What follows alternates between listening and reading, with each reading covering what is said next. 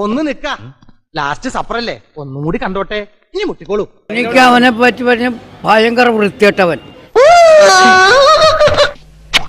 നിന്റെ ജീവിതം ഇതോടെ നായ നക്കി. കേരളം ഭരിച്ചാൽ ഏറ്റവും വൃത്തികെട്ടവൻ പിണറായി സർക്കാർ. ഇതൊന്നും ആയിട്ടില്ല, തുടങ്ങിയിട്ടുള്ളൂ.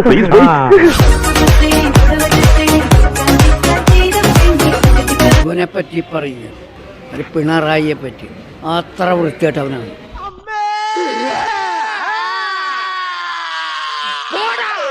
ഈ കിട്ടുന്നതിലേക്ക് എനിക്ക് സന്തോഷമേ ഉള്ളൂ.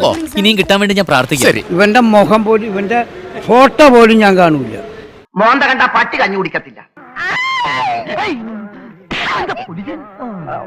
ദൂർത്തടിയാണ്, ദൂർത്തടി സർക്കാരാണ്.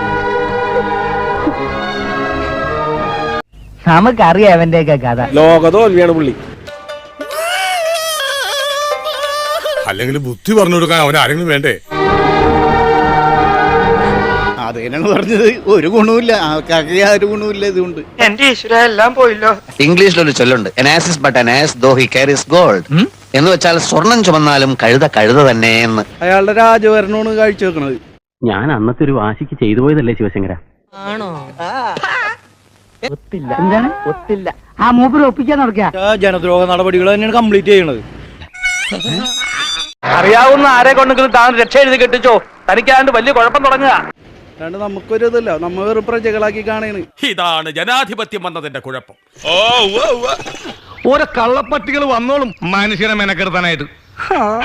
കഞ്ഞി ഇറങ്ങുന്നില്ല. അപ്പൊ എല്ലാം പറഞ്ഞ പോലെ